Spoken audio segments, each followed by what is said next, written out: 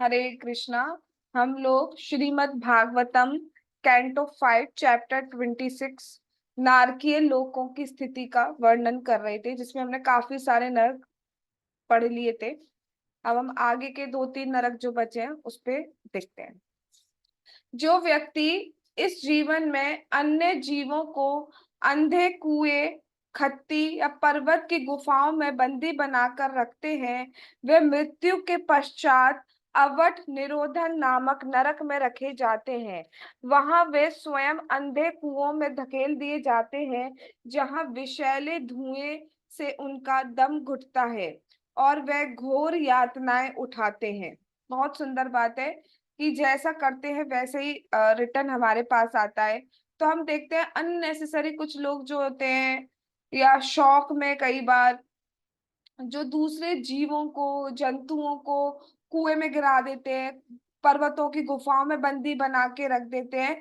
मतलब in short ये बताया जा रहा है किसी भी तरीके से अगर दूसरे को पीड़ा पहुंचाई जा रही है तो उसका जो रिजल्ट होता है वो बहुत ही भयानक होता है। तो यहाँ पे जैसे बताया गया, दूसरे जीव लाइक दूसरे जीवों को छुपा कर रख रहे हैं, बंदी बना कर रख रहे हैं, गुफाओं में अंधेरे में रख रहे हैं। तो फिर हमारे साथ भी यही होता है कि हम भी इस घोर अंधेरे में डाल दिए जाते हैं, बहुत अंधेरे वाले कुएं में। और वहां पे विषैला धुआं होता है जिससे हमारा दम घुटता है। ठीक है, हम समझ सकते हैं अगर एक सांस में हमें आने में प्रॉब्लम हो तो कितनी ज्यादा दिक्कत हो जाती है, लगता है गए अब। ठीक है, और वहां तो पूरा टाइम ही हमारा दम घुटता रहता है, फिर भी हमारी मृत्यु नहीं हो सकती, बस दम घुटता रहता है। कितनी दिक्कत होती है, अगर एक बार सांस नहीं आती तो पूरी खींचने में पूरी सांसें लग जाती है। तो इतनी कठिन यातना हमें सहनी पड़ती है। आगे देखते हैं। जो गृहस्थ अपने घर आए अतिथियों अथवा अभ्यागतों को क्रोध भरी कुटिल दृष्टि से देखता है, मानो उन्हें भस्म कर देगा, उसे पर्यावर्तन नामक नरक में ले जाकर रखा जाता है, जहां उसे वज्र जैसे चोंच वाले गीद, बगुले, कोए तथा इसी प्रकार के अन्य पक्षी घूरते हैं और सहसा झपट कर तेजी से उसकी आंखें निकाल देते हैं। तो इसका तात्पर्य पढ़ते हैं, फिर समझेंगे। वैदिक शिष्टाचार के अनुसार यदि गृहस्थ के घर उनका शत्रु भी पधारे तो उसे ऐसी विनम्रता से मिलना चाहिए कि वह भूल जाए कि वह अपने शत्रु के घर आया है। घर आए अतिथि का विनम्रता पूर्वक स्वागत करना चाहिए। यदि वह अवांछित है तो गृहस्थ को चाहिए कि उसको घूरे नहीं, क्योंकि जो ऐसा करता है वह मरने पर पर्यावर्तन नामक नरक में रखा जाता है, जहां गीद, कौए जैसे अनेक भयानक पक्षी उस पर सहसा टूट पड़ेंगे और उसकी आंखें निकाल लेंगे। तो कई बार ऐसा होता है कि हमारे घर पे कोई अतिथि आ गया। अतिथि मतलब क्या है? अ प्लस तिथि। तिथि जिसकी तिथि आए मतलब फिक्स्ड नहीं है, बिन बताए आ गया, उसको अतिथि कहा जाता है। तो उसका हमें बहुत अच्छे से स्वागत करना चाहिए, जितना हम कर सकते हैं पूरी तैयारी से उसका स्वागत करना चाहिए। और कई बार कोई अवांछित जिसको हम चाहते नहीं थे स्टिल आ गया है, घर पे शत्रु आ गए हैं, तो ये हमारा इस वैदिक शिष्टाचार के अनुसार कि हमें उसको भी, अगर घर हमारे पधारा है तो उसका हमें पूरी तरह से सम्मान करना चाहिए। बहुत ही सुंदर एग्जाम्पल हमें भगवान कृष्ण ने अपने एक लीला में बताया है कि एक बार भगवान अ, अर्जुन और भीम के साथ जरासंध के यहाँ जाते हैं। और वो जरासंध के यहाँ साधु वेश में जाते हैं। जरासंध का एक स्वभाव था कि वो साधुओं का बहुत सम्मान करता था। हाँ, उन्हें भगवान कृष्ण से प्रॉब्लम थी, लेकिन फिर भी वो दान ये सब बहुत करते थे और साधुओं का बहुत स्वागत करते थे। तो भगवान, अर्जुन और भीम उनके पास जाते हैं साधु के वेश में। वो बहुत स्वागत करते हैं उनका और पूछते हैं आप क्या चाहते हैं। साधु से पूछते हैं हम आपकी कैसे सेवा कर सकते हैं। जरासंध कहते हैं, तो उन्होंने कहा कि हम आपसे युद्ध करना चाहते हैं। अब वो बहुत सरप्राइज हो गया, ये कौन मांगता है, ये तो कोई भी नहीं मांगता कि युद्ध करना है। तो उन्होंने कहा कि इसका मतलब आप साधु नहीं है, क्योंकि साधु कभी युद्ध नहीं मांग सकता, आप क्षत्रिय है कहीं ना कहीं।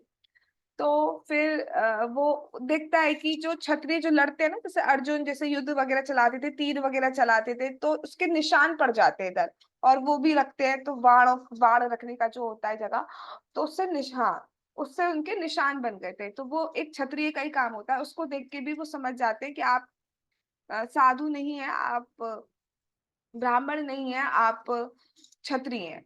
तो फिर वो सब रिवील कर देते हैं कि मैं कृष्ण हूँ, ये अर्जुन है, और ये भीम है।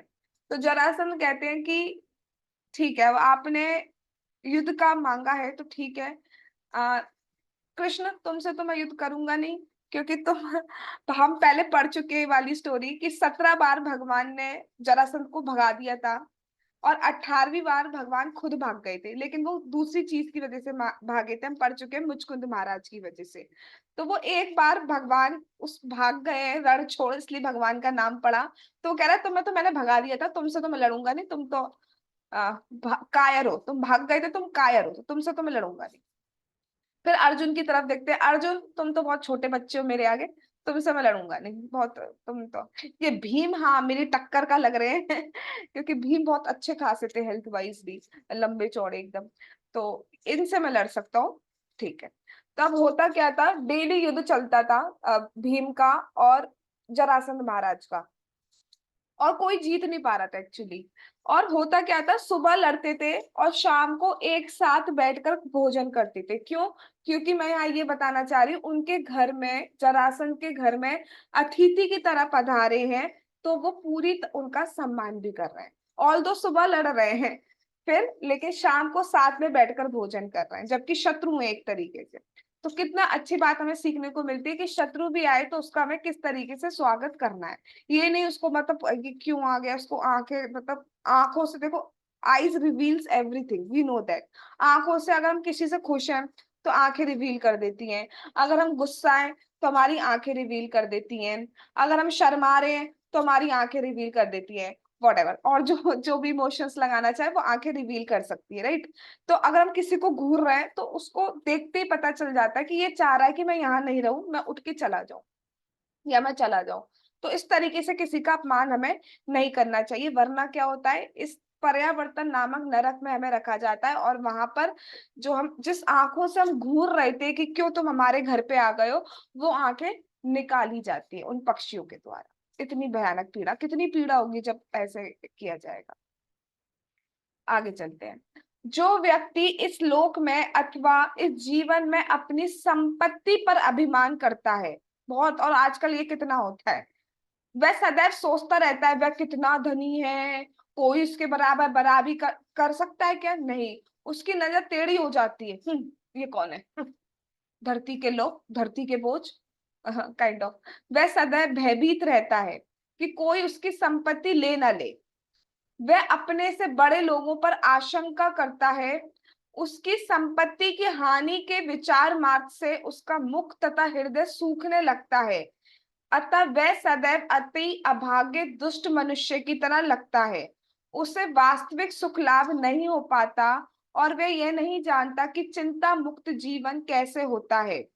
धन अर्जित करने, उसको बढ़ाने, उसकी रक्षा करने के लिए वह जो पाप कर्म करता है, उसके कारण उसे सूची मुख नामक नरक में रखा जाता है, या यमराज के दूत उससे उसके सारे शरीर को दर्जियों की तरह धागे से सिल देते हैं।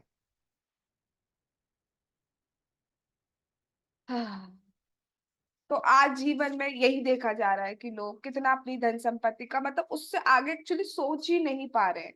धन, पहली बात धन कलेक्ट करो, फिर उस धन को बढ़ाओ कैसे, फिर उसको इन्वेस्ट का करो, कहीं कोई चोरी निकल ले, कोई मुझसे आगे नहीं बढ़ जाए, ये तो बहुत नीचे लोग हैं, हम बहुत ऊपर लोग हैं। तो जो इन सब चीजों में लगा रहता है, और उसकी वजह से धन कमाने में, क्योंकि पाप तो होता ही है निश्चित रूप से, तो पाप कर रहा है।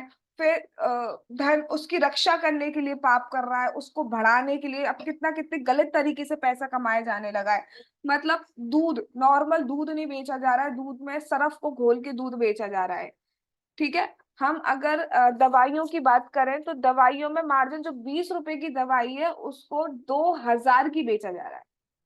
मैं झूठ नहीं बोल रही हूँ, 20 की दवाई 200 में नहीं बेची जा रही है, 20 की दवाई 2000 में बेची जा रही है। तो ठीक है, आपको अपना परिवार चलाने के लिए, अपना शरीर चलाने के लिए धन की आवश्यकता है, नो डाउट। बट इतना भी मत करो कि मतलब किसी भी हद, सारी जितनी भी लिमिट्स थी उसको क्रॉस कर दो। पैसा कमाने के लिए इतना बड़ा पाप कर रहे हो कि इतना मार्जिन रख रहे हो, और जो जो अफोर्ड नहीं कर सकता 2000 की दवाई, उसको उस वजह से उसको कितनी प्रॉब्लम फेस करनी पड़ रही। तो जो इतना बड़ा पाप करता है उसका शरीर को यमदूत जो होते हैं वो धागे की तरह सील देते हैं। जब किसी के पास हाँ, सबसे इंपॉर्टेंट बात ये है, ये सबसे इंपॉर्टेंट बात, कोई भी चीज अगर हमारे पास आवश्यकता से अधिक होती है तो घमंडी बन जाता है, चाहे वो पैसा हो, चाहे यश हो। तो हम डाइजेस्ट नहीं कर पाते एक्चुअली उसका। अगर हम प्रॉपर यूटिलाइजेशन करें, भगवान की, वैष्णवों की सेवा में लगाएं, दैट्स ओके। बट जनरली ऐसा नहीं देखा जाता है, अगर भक्त नहीं है तो बिल्कुल ही नहीं करेगा, तो वह निश्चित रूप से घमंडी बन जाता है। आधुनिक सभ्यता, जो मॉडर्न सिविलाइजेशन है, वो यही है। ठीक है, जहां देखो वहां आवश्यकता से अधिक, मतलब आवश्यकता पता ही नहीं, एक्चुअली नेसेसिटीज है क्या ये पता ही नहीं है। और चाहिए और चाहिए और चाहिए। पहले देखा जाता था घर में एक एसी होता था, अब घर में हर रूम में एसी होता है। ठीक है, फिर ये था कि चलो एक बार में एक एसी चलता होगा, अब एक बार में जितने एसी हैं वो सारे चल जाते हैं। तो आवश्यकता की कोई लिमिट नहीं हुई। ये तो मैंने एक एग्जाम्पल दिया, इसको आप कार पे भी अप्लाई कर सकते हो, जिस भी चीज पे चाहो उस पे भी अप्लाई कर सकते हो। इवन ये भी देखा जाता है, घर में सिर्फ 2-3 लोग हैं लेकिन घर इतना बड़ा, इतनी बिल्डिंग्स, इतने फ्लोर्स बना दिए हैं कि वो यूज ही नहीं हो रहे हैं। ऊपर के फ्लोर्स, नीचे के फ्लोर से ground floor, first floor use हो रहा है, सेकंड थर्ड फ्लोर यूज ही नहीं हो रहे हैं। आवश्यकता से अधिक और चाहिए, हमने बना दिया, अब हम उसको रेंट पे उठाएंगे, ठीक है रेंट पे उठा दिया। अब रेंट पे जिसको उठाया वो खाली करने का नाम नहीं ले रहा है, अब उसकी टेंशन लो कि इसको खाली कैसे करवाएं, केस करो, ये करो। आवश्यकता से अधिक, जरूरत ही नहीं थी। वैदिक संस्कृति के अनुसार ब्राह्मणों के पास कुछ भी नहीं होता, जबकि क्षत्रियों के पास काफी धन संपदा होती है, किंतु वह भी केवल शास्त्रों के आदेश अनुसार यज्ञ तथा अन्य सत्कर्म करने के लिए होती है। सीधी सी बात है, हमें शरीर चलाने के लिए, ये सब करने के लिए धन संपदा चाहिए। ठीक है, जो नेसेसिटीज हैं, प्रभुपाद जी ने बहुत क्लियर इक्वेशन दी हुई है हमें, जो नेसेसिटीज हैं उसके लिए रखो, अपना फ्यूचर सेविंग के लिए थोड़ा सा रखना चाहिए, और बाकी हमें भगवान की सेवा में, वैष्णव दान, इन सब में लगाना चाहिए। क्योंकि कोई भी ये नहीं कह सकता कि जो भी हम धन कमा रहे हैं उसमें पाप नहीं हो रहा, पॉसिबल ही नहीं है, पॉसिबल ही नहीं है। चाहे हम बिजनेस कर लें या हम जॉब कर लें, पाप तो हो ही जाएगा। कब झूठ बोलना पड़ जाता है, इतनी सारी चीजें हो जाती है, पाप तो हो ही जाता है। वैश्य भी कृषि, गोपालन तथा व्यापार से ईमानदारी के साथ धन कमा सकता है। ठीक है, जो व्यापार कर रहे हैं लेकिन ईमानदारी, ईमानदारी तो क्या, सबसे पहली लाइन ही क्या होती है, आप जैसे किसी क्या गए, फॉर एग्जाम्पल हमारे घर में किसी की शादी है, राइट, तो हमें बहुत सारी साड़ीज वगैरह खरीदनी है, मैं एक एग्जाम्पल ले रही हूँ, ठीक है। कपड़ा खरीदना है बहुत सारा, तो जब हम उसके पास जाते हैं, शॉपकीपर के पास, वो समझ जाता है मोटा ग्राहक हमारे पास आया है, तो आइए चाय लेंगे, कॉफी लेंगे, दूध लेंगे, दही लेंगे, क्या नहीं, दूध दही तक तो नहीं, क्या लेंगे आप, ठीक है, चाट लेंगे, पकौड़ी लेंगे, सब लगा देंगे। तो इसका मतलब ये नहीं है वो आपसे प्रेम करता है, प्रेम के कारण आपको ये सारी चीजें दिया जा रहा है। एक बार आप खा लेंगे ना, तो उसकी दुकान से बिना कुछ लिए उठ नहीं सकते, इसलिए दे दिया जाता है। तो ईमानदारी नहीं है ये। कोई क्लियर बोलता है, अरे बहन जी हमें 16 रुपए की चीज पड़ रही है, हम 16 की आपको दे रहे हैं, इज इट पॉसिबल? क्यों देगा कोई? तो ईमानदारी देखो, ये बात सबको पता है, हर कोई अपना प्रॉफिट करेगा, दैट्स ओके। एक लिमिट होती है, एक मार्जिन होता है, उतने तक का प्रॉफिट आप रखिए। ये है कि कुछ लिमिट ही नहीं है। पता आज के टाइम पे क्या देखा जाता है, अगर कोई परेशानी का टाइम आ गया, लाइक कोई क्राइसिस आ गई, या जैसे कोविड आया, तो उस टाइम पे जो ऑक्सीमीटर्स थे, जो बीपी मशीन्स थी, उनका प्राइस और हाई कर दिया गया। उस टाइम पे ऐसी फैसिलिटी होनी चाहिए कि घर घर अवेलेबल हो पाए। उस टाइम इतना हाई कर दिया प्राइस, जो चीज नॉर्मल 400-500 की मिल रही है वो 2,500-3,500 तक की मिल रही थी। सामने सामने की बात है मेरे, हम सबने एक्सपीरियंस किया होगा। तो वो फिर पाप में आ जाता है कि आप किसी की मजबूरी का फायदा उठा रहे हो, that will include in our sinful activities. किंतु यदि शूद्र को धन प्राप्त हो जाता है तो वह उसका बिना सूझबूझ के अपव्यय करता है या फिर संचय करता है जो उसके काम नहीं आता। शूद्र क्या करेगा, बिना बात के खर्च करा जाए, ये उड़ाओ वो उड़ाओ, ये शौक पूरे करो वो शौक पूरे करो। जैसे कुछ लोगों का देखा जाता है, सैलरी मिली तो फॉर एग्जाम्पल फर्स्ट कोई सैलरी आती है तो स्टार्टिंग का एक हफ्ता ऐसा लगेगा लग्जूरियस लाइफ, और जब मंथ का एंड होगा तो ऐसा लगेगा कि बढ़िया क्या हो गया भाई, 500 रुपए दे दे तुझे अगले हफ्ते दे दूंगा, भाई 1000 रुपए दे दे तुझे अगले हफ्ते दे दूंगा। तो कहाँ हमारी लग्जूरियस लाइफ चली थी, ये होटल जा रहे हैं ये रेस्टोरेंट जा रहे हैं और कहाँ ऐसे। तो ये कोई समझ वाला काम नहीं होता है। क्योंकि इस युग में सुपात्र ब्राह्मण, ये बहुत इंपॉर्टेंट है कि इस युग में कलयुग में सुपात्र मतलब सही ब्राह्मण क्षत्रिय वैश्य नहीं है, प्राय व्यक्ति शूद्र ही हो गया है। कलौ शूद्र संभवा, शूद्र मानसिकता हम देखते हैं आजकल हर कोई जॉब के पीछे भाग रहा है, सर्विस के पीछे भाग रहा है, नौकरी के पीछे भाग रहा है, ये शूद्र मेंटालिटी होती है एक्चुअली। ठीक है, तो ऐसे कल आपका जब क्वेश्चन आया था कि जो पशु वध के ऊपर पशु बलि के ऊपर आया था, तो क्योंकि आज के टाइम पर सुपात्र ब्राह्मण नहीं है इसलिए वो इंस्टेंटली उनको हाइयर योनि तक नहीं पहुंचा सकते, इसलिए उस पर बैन है कंप्लीटली, राइट। तो यहाँ से हमें और प्रूफ मिलता है कि सुपात्र ब्राह्मण क्षत्रिय वैश्य नहीं है, प्राय व्यक्ति शूद्र हो गया है। और उस शूद्र मेंटालिटी के कारण, मानसिकता के कारण हमें आधुनिक सिविलाइजेशन को, मॉडर्न सिविलाइजेशन को बहुत नुकसान पहुंच रहा है। क्योंकि किसी को यही नहीं पता है खर्च कैसे करना है। मैं कार लाया हूँ, उसको देख के दूसरा वाला लग रहा है मैं उससे बड़ी कार लाया हूँ, ये सब बढ़ता जा रहा है। कॉम्पिटिटिव मेंटालिटी होता है। कई बार तो होता है कि आप सही अच्छा खासा जी रहे हो, दूसरे आके आपको बोल देंगे उसको देखो वो कहाँ से कहाँ पहुंच गया, उसको देखो वो कैसा लग रहा है या लग रही है। शूद्र ये नहीं जानता कि भगवान की दिव्य प्रेमा भक्ति के लिए धन का उपयोग किस प्रकार किया जाए। धन को लक्ष्मी भी कहते हैं और लक्ष्मी जी सदैव नारायण की सेवा में संलग्न रहती है। बहुत इंपॉर्टेंट बात है कि लोग लक्ष्मी के पीछे भागते हैं, नारायण के पीछे नहीं भागते। और वो लक्ष्मी मतलब इंसान क्या, देवी देवता सब लक्ष्मी के पीछे भागते हैं, और वो लक्ष्मी नारायण के पीछे नारायण की चरण सेवा में लगी रहती है। अगर नारायण की सेवा करोगे, जहां नारायण का वास है वहां लक्ष्मी जी तो वास करेंगी करेंगी। ये बात हम नहीं समझ पाते। अतः जहां भी धन हो उसे भगवान नारायण की सेवा में लगाना चाहिए। और ये बात बिल्कुल पक्की है, जब हम भगवान को देते हैं तो भगवान बहुत गुना गुना करके देते हैं। हमें इस मेंटालिटी से तो नहीं करना चाहिए कि हमें इससे ज्यादा आएगा, बट अगर अभी हमारी हमारी मेंटालिटी ऐसी भी है तो भी हम ऑफर करेंगे, वो भी बहुत अच्छा है।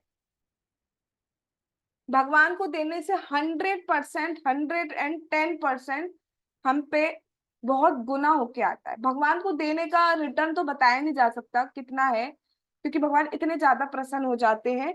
लेकिन स्टिल जब हम भगवान की सेवा में लगाते हैं तो लक्ष्मी जी बहुत प्रसन्न होती है और खुद उसके घर में वास करती है। अतः प्रत्येक प्राणी को चाहिए कि वह धन का उपयोग कृष्ण भावनामृत आंदोलन के प्रसार में करे, प्रचार में हमें करना चाहिए। ठीक है, यदि वह धन का उपयोग इस कार्य के लिए नहीं करता है और आवश्यकता से अधिक धन संग्रह करना, ठीक है, इट्स ऑल राइट, ठीक है, it is our necessity, but सबसे इंपॉर्टेंट वर्ड है आवश्यकता से अधिक। अगर आवश्यकता से अधिक धन संग्रह करता है तो उसे फिर क्या होता है, अवैध संपत्ति के कारण एक तो ये देखा जाता है कि टेंशन बहुत हो जाती है, टेंशन होना स्टार्ट हो जाएगा कहाँ लगाऊं। वो कह रहा था कि उसको 10% इंटरेस्ट मिल रही है, मुझे तो 5.5 इंटरेस्ट मिल रही है। तो अननेसेसरी टेंशन हमारी जो है, स्ट्रेस, ये सब स्टार्ट हो जाता है और गर्व होना स्टार्ट हो जाता है। ये धन वास्तव में भगवान कृष्ण का है, जैसा कि भगवान ने भगवत गीता में कहा है, भोक्तारम यज्ञ तपसाम सर्वलोक का महेश्वरम, समस्त यज्ञों एवं तपों का वास्तविक भोक्ता मैं अर्थात भगवान कृष्ण है, और वे ही समस्त लोगों के स्वामी अर्थात भगवान कृष्ण। अतः सब कुछ श्री कृष्ण का है, आप भी और हम भी, हम आप भी भगवान कृष्ण के हैं, कुछ भी किसी और का नहीं है। लोग कह देते हैं ये मेरा पति है, ये मेरी पत्नी है, बट अल्टीमेटली सब कुछ भगवान का ही है। सब भगवान के ही हैं। जिसके पास आवश्यकता से अधिक धन है उसको श्री कृष्ण के लिए खर्च करना चाहिए।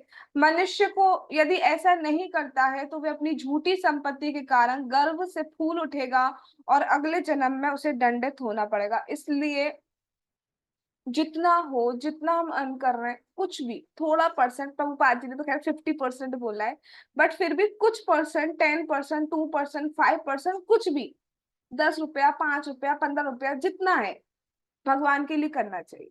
पुष्प पत्रम पुष्पम फलम तोयम। भगवान तो जल से, जल तो एटलीस्ट सबको ही देता होगा ना। सुबह उठ के हमें भी पानी चाहिए होता है पीने के लिए, राइट? तो भगवान को जल तो हम दे ही सकते हैं ना। फूल, फूल से कितना प्रसन्न होते हैं भगवान। और भगवान को व्हाइट कलर के खुशबू वाले फूल तो स्पेशली बहुत पसंद होते हैं। तो ये हम कर सकते हैं, इतना महंगा भी नहीं पड़ता है, करना चाहिए।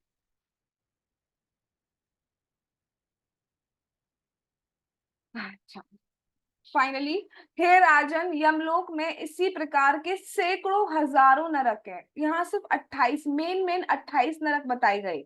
ठीक है, वैसे नरक जो है वो सैकड़ों हजारों नरक है, उनका पूरा का वर्णन नहीं किया जा सकता, क्योंकि फिर ये जो शास्त्र है वो नरक का ही बन जाता। नरक के बारे में, भगवान कृष्ण के बारे में लीला नहीं आ पाती।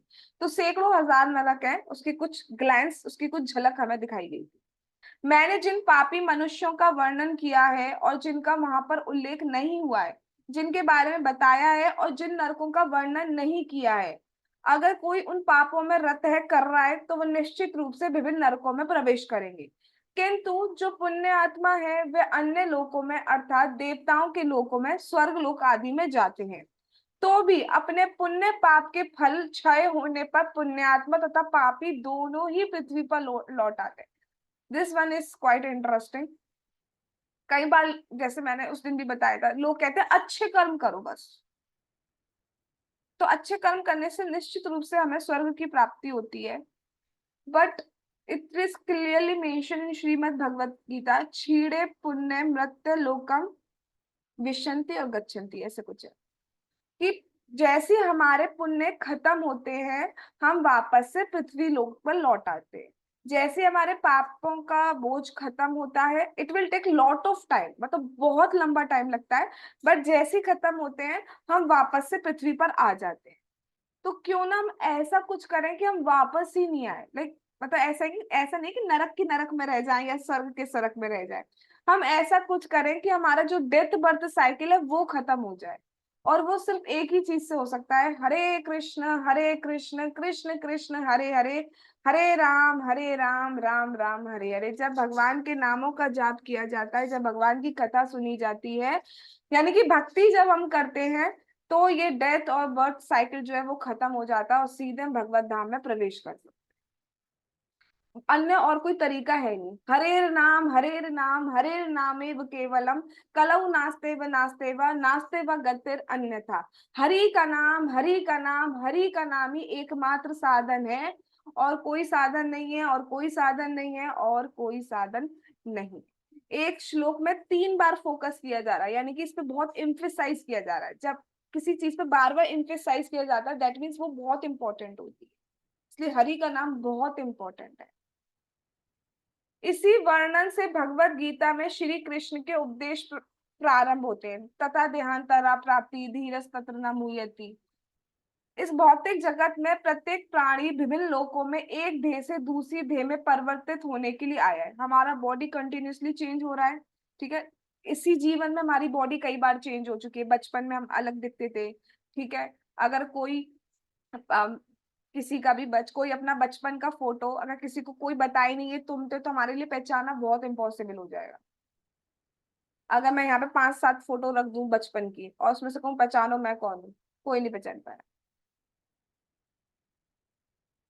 110%, क्योंकि मैं ही नहीं पहचान पाती तो तुम लोग क्या पहचानोगे। ठीक है, तो विभिन्न लोकों में एक देह से दूसरे देह में परिवर्तित होने के लिए आया है। तो इसी जीवन में कई बार हमारा बॉडी चेंज हो रहा है। अभी हम सोच नहीं सकते जब हम ओल्ड एज में आएंगे तब हम कैसे दिखेंगे, सोच भी नहीं सकते हम। तो कॉन्टिन्यूसली हमारा बॉडी चेंज हो रहा है। और वैसे एक के बाद एक जन्म जो हमें मिल रहा है उसमें भी हमारी बॉडी कॉन्टिन्यूसली चेंज हो रही है। ऊर्ध्वम गच्छन्ति सत्वस्था, सतोगुणी उच्च लोगों को जाते हैं, जो सतोगुण में रहते हैं, जल्दी उठना, सात्विक खाना, वो ऊंचे के लोगों की तरफ जाते हैं। और अधो गच्छन्ति तामसा, जो तामसी लोग होते हैं, लाइक कुछ भी खाना, नॉन वेज खाना, इंटॉक्सिकेशन करना, गलत चीजें करना, वो नरक लोकों में प्रवेश करते हैं। किंतु ये दोनों प्रकार के प्राणी जन्म मृत्यु के चक्कर में घूमते हैं। हमें पाप तो करने ही नहीं है डेफिनेटली, हमें पुण्यों के चक्कर में भी नहीं पड़ना है। हमें क्या करना है, हमें करना है भक्ति। वो बियॉन्ड पुण्य होता है, वो ये जो डेथ बर्थ साइकिल है उसको खत्म कर देता है। भगवान के नाम जाप करना पुण्य नहीं है, भगवान का नाम जाप करना सीधे भक्ति है, सीधे भगवान को प्रसन्न करने वाला है, सीधे भगवान के चरण कमलों की प्राप्ति कराने वाला है। ये स्वर्ग ले जाने वाला नहीं है, ये आपको कृष्ण प्रेम देने वाला है। भगवत गीता में कहा गया है कि पवित्र आत्मा भी, हाँ देखो ये श्लोक मैंने अभी कोट किया था, पवित्र आत्मा भी स्वर्ग लोक में सुख उपभोग के पश्चात पृथ्वी पर लौटते हैं। क्षीणे पुण्य मृत्य लोकम विशंति। ठीक है, जैसी पुण्य खत्म हो जाता है हम वापस से पृथ्वी लोक पर आ जाते हैं। अतः एक लोक से दूसरे लोक में गमन करने से जीवन की समस्याओं का अंत नहीं हो जाता, कि मगर अगर अभी हम यहाँ पे हैं, अब हम मार्स में चले गए, फिर हम चंद्रलोक में चले गए, इससे प्रॉब्लम्स वहीं की वहीं रहेंगी। स्वर्ग में जाएंगे तो स्वर्ग में भी खुश, बहुत खैर लग्जूरियस लाइफ होती है, बहुत ज्यादा वाली, यहाँ पे हो ही नहीं सकती। ठीक है, वहां पे क्या है, वहां जामुन की नदी बहती है, आम की नदी बहती है। यहाँ पे तो आम को हमें मतलब जूस और उसका निकालना पड़ेगा। वहां पे प्यास लग रही है, भूख लग रही है, डायरेक्ट पी लो नदी में से, गुठली भी नहीं होती है। तो ये तो एक एग्जाम्पल है, बहुत सुख है। लेकिन फिर भी एक दुख है, और वो है जेलिसी। जेलिसी का दुख वहां पे बहुत ज्यादा है। कोई देवता है, उसकी पत्नी बहुत सुंदर है, फिर भी उसको ये लगेगा कि दूसरे वाले की पत्नी ज्यादा सुंदर है। उसकी झलक खैर यहाँ पे भी देखी जाती है पृथ्वी लोक पर लेकिन वहां पर भी ऐसा है कि खुद की अप्सरा, खुद की पत्नी बहुत सुंदर है, फिर भी ऐसा लगेगा दूसरे वाले की पत्नी ज्यादा सुंदर है। तो ईर्ष्या ये सब वहां पर भी है। हमें इसलिए इन सब चीजों में पढ़ना ही नहीं है, नरक पुण्य और पाप पुण्य। हमें तो सीधे भक्ति करनी है। ऑल दो नरक तो खैर बहुत दुख दुख का स्थान है, उससे बेटर तो स्वर्ग है, लेकिन उसमें भी दुख इंक्लूड हो जाता है, क्योंकि ये पूरा का पूरा मटेरियल वर्ल्ड दुख है, पूरा का पूरा। और इस मटेरियल वर्ल्ड में ही स्वर्ग आता है, इसलिए वो भी दुख में आता है, क्योंकि उसमें भी आपको देह छोड़ना पड़ता है, आपको दोबारा पृथ्वी पर आना पड़ता है। तो it would be better for us कि हम सीधे जन्म मृत्यु के चक्कर को ही छोड़ दें, यानी कि काटें, और सीधे भगवान की भक्ति करें। हम भगवान का नाम जाप करें, हम भगवान की सेवा करें, भगवान का प्रसाद पाएं, भगवान को नमस्कार करें, और सीधे भगवत धाम पहुंचे। फिर ये चेंजेस ही नहीं करने पड़ेंगे, ट्रांसफॉर्मेशन, बॉडी ट्रांसमाइग्रेशन, ये सब बंद हो जाएगा कंप्लीटली। और ऐसा तभी संभव है जब कोई कृष्ण भावना भावित हो जाए। कृष्ण भावना भावित का मतलब है कि हमारे अंदर कृष्ण भावना रहे हमेशा, कि we are eternal servant of Krishna, हम भगवान के दास है। मैं ये जो बोल रही हूँ, is it related to Krishna? मैं जो खा रही हूँ, is it related to Krishna? मैं जो कर रही हूँ, is it related to Krishna? ये भावना भी हम लोगों के अंदर हर समय नहीं रहती, कुछ कुछ समय रहती है, जब आप कर रहे होते तब रह रहती है, कुछ कुछ समय रहती है। बट हमें ऐसा उठाना है अपने आप को कि पूरे टाइम हमें ऐसी भावना रहे, कि अगर हम जॉब पर भी जा रहे हैं तो भी हमारे मन में ये भावना रहे, अगर हम खा रहे हैं तो भी हमें याद रहे कि हम भगवान का प्रसाद ही पा रहे हैं। राइट, तो हमें इस लेवल तक उठना है। अभी तो कहाँ में रहती है, अभी तो हम जाप में भी स्ट्रगल कर रहे हैं ना, उसमें भी ये रहता है कि उसका क्या होगा, क्या बनाना है, जॉब पे क्या होगा, उसने ऐसा दिमाग खराब कर दिया, उसकी हिम्मत कैसे हुई, ये और फलाना ढमकाना। राइट, बट हमें इस लेवल तक उठना है कि 24 घंटे ये याद रहे कि we are eternal servant of Krishna. जैसा कि भगवान ने भगवत गीता 4.9 में कहा है, जन्म कर्मा च मे देव्याम एवं यो वेति तत्वता त्यक्त्वा देहं पुनर्जन्मा नैते मामेति सो अर्जुना। क्या कहते हैं भगवान? हे अर्जुन, जो मेरे आविर्भाव मतलब अपीयरेंस के बारे में, मेरे कर्मों की दिव्य प्रकृति को जानता है, वो देह को त्याग कर फिर से संसार में जन्म नहीं लेता। अब कोई मुझे ये बताएगा कि जानेगा कैसे, कोई कैसे जानेगा कोई भगवान के अपीयरेंस के बारे में, भगवान के दिव्य कर्मों के बारे में, कोई कैसे जानेगा?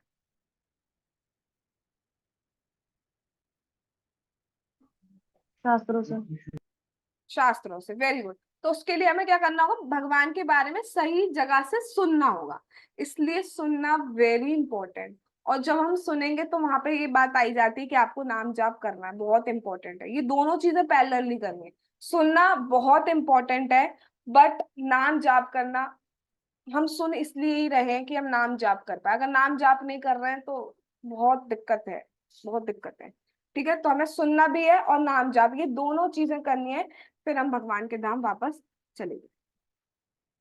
जानोगे कैसे? जब हम सही स्रोत से सुनते हैं। तो इसलिए समझ में आ रहा है, अगर हम भगवान के बारे में सही सही सुनेंगे तो डेफिनेटली भगवान के सनातन धाम, दैट इज गोलोक वृंदावन को हम प्राप्त करोगे। यही जीवन की सिद्धि है और जीवन की समस्याओं का हल है। कितनी समस्याएं हैं लाइफ में, कितनी ज्यादा समस्याएं हैं। एक जाती है, दूसरी आती है, दूसरी जाती है, चार आती है। आज कोई कह सकता है कि उसके उसकी उसका दिन में कोई प्रॉब्लम नहीं आई हो, कोई समस्या हल करने के लिए नहीं आई हो? कोई कह सकता है? नहीं कह सकता। अगर कोई कह रहा है तो भगवान चैलेंजिंग एटीट्यूड के फॉर्म में ले नहीं ले, रात ही रात आ जाएगी। हमें ना तो उच्च लोकों में जाने के लिए उत्सुक होना चाहिए, ना ही ऐसा कर्म करना चाहिए कि नरक में जाना पड़े। इस भौतिक जगत का पूर्ण उद्देश्य तभी प्राप्त होगा जब हम अपने आत्म स्वरूप, यानी कि जो हमारा स्वरूप है भगवान का, जो भी हमारा संबंध है भगवान से, वो जागृत हो जाए। ऐसा करने का सरलतम उपाय पुरुषोत्तम, पूर्ण पुरुषोत्तम भगवान, भगवान स्वयं ही बता देते थे। भगवान को पता ही ना, पता कैसे चलेगा कैसे आओगे तुम मेरे पास? भगवान ने क्या कहा? सर्वधर्मान परित्यज्य मामेकं शरणं व्रज, अहम त्वां सर्व पापेभ्यो मोक्षयिष्यामि मा शुचा। सारे धर्मों को छोड़कर मेरे पास आ जाओ, मैं तुम्हारे सारे पाप काट दूंगा। तो पता चल गया, हम अभी तक पाप करते आ रहे थे, यानी कि नरक में जाने का हमारा रास्ता बिल्कुल निश्चित था। ठीक है, लेकिन भगवान क्या कह रहे हैं? कोई बात नहीं, कोई बात नहीं, ठहरो ठहरो, सारे धर्मों को छोड़ दो, सीधे बस मेरे पास आ जाओ, मेरे नाम के पास आ जाओ, मेरी भक्ति करने लग जाओ, तुम्हारा नरक का रास्ता मैं काट दूं। मनुष्य को ना तो पवित्र ना ही अपवित्र होना चाहिए। क्या मतलब? पवित्र भी नहीं हो अपवित्र भी, मतलब ना तो हमें पुण्य के चक्कर में पड़ना है, ना हमें पाप के चक्कर में पड़ना है।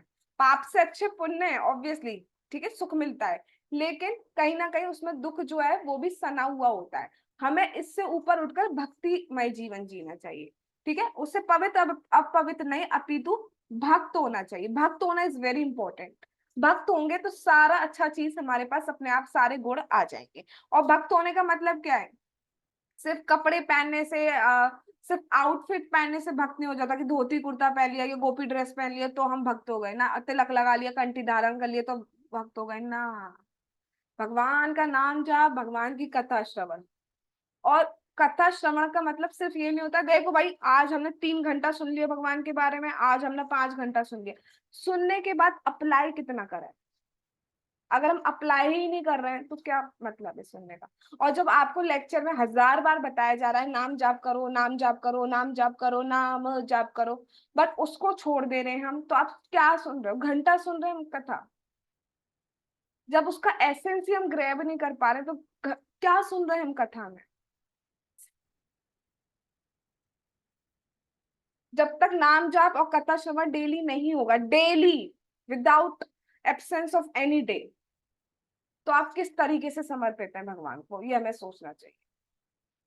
समर्पण की विधि सरल है, इसे एक बालक भी कर सकता है, एक छोटा बच्चा भी कर सकता है। क्या करना है देखो, मन मना भग भक्तो मध्या जिमाम नमस्कुरु। बहुत सिंपल बताया है क्या करना है, जिससे आपका नरक छूट जाएगा और सीधे भगवत धाम की प्राप्ति होगी। मनुष्य को चाहिए कि वह सदैव श्री कृष्ण का ही चिंतन, हरे कृष्णा कृष्ण कृष्ण हरे हरे, हरे रामा राम राम हरे हरे का कीर्तन करे। मनुष्य को चाहिए वह भगवान कृष्ण का भक्त बने, उनकी पूजा करे, उनकी आराधना करे, उन्हें नमस्कार करे। अपने जीवन के समस्त, ऐसा नहीं लिखा है कुछ कुछ कार्यों को, समस्त कार्यों को भगवान की सेवा में अर्पित करना चाहिए। और ये बहुत इजी है। अगर हम सतयुग में जन्म लेते, 10-10 हजार साल हमें एक टांग पे खड़ा होना पड़ता है, सूखे पत्ते खाने पड़ते हैं, पता नहीं क्या क्या, पानी के अंदर तपस्या करनी पड़ती है, तब जाके भगवान की प्राप्ति होती है। वो भी इस तरीके से नहीं हो पाती। ये कलयुग, कलयुग में सारे दोष हैं, सिर्फ एक इतना महान गुण है, कि भगवान का नाम आपको पार कर सकता है, और जो विधि सबसे इजी है और सबसे ज्यादा इफेक्टिव है। कई बार चीजें इजी होती है बट उतना अच्छा रिजल्ट नहीं देती, ये इजी तो है और साथ साथ में सबसे ज्यादा इफेक्टिव भी है। अगर इतना इतना हाईलाइट के बाद भी अगर हम भगवान का नाम जाप नहीं कर रहे हैं, तो इसका मतलब आप ये समझ लीजिए कि भगवान आपके पास आकर आपका हाथ पकड़ के आपको ले जा रहे हैं और आप हाथ छटक दे रहे हैं, नहीं जाना।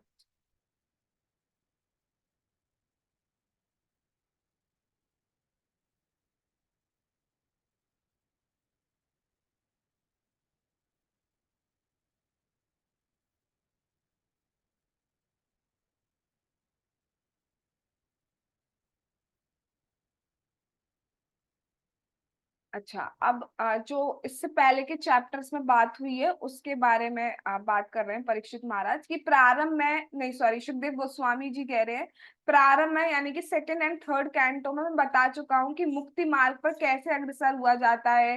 पुराणों में 14 खंडों में विभक्त अंड सदृश विशाल ब्रह्मांड की स्थिति का वर्णन किया है, पहले ये बता चुके हैं, क्योंकि सिक्स्थ कैंटो है ना। इससे पहले के कैंटोस में शिला सुखदेव गोस्वामी जी बता चुके हैं कि ये जो पूरा मटेरियल वर्ल्ड है वो 14 लोग बोले जाते हैं ना, 14 लोग हैं, तो वो किस टाइप से हैं।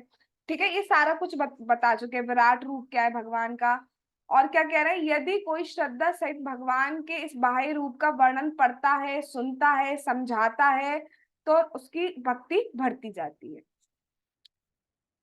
ठीक है, तो इस तरीके से नरक की स्थिति का वर्णन पूरा हुआ।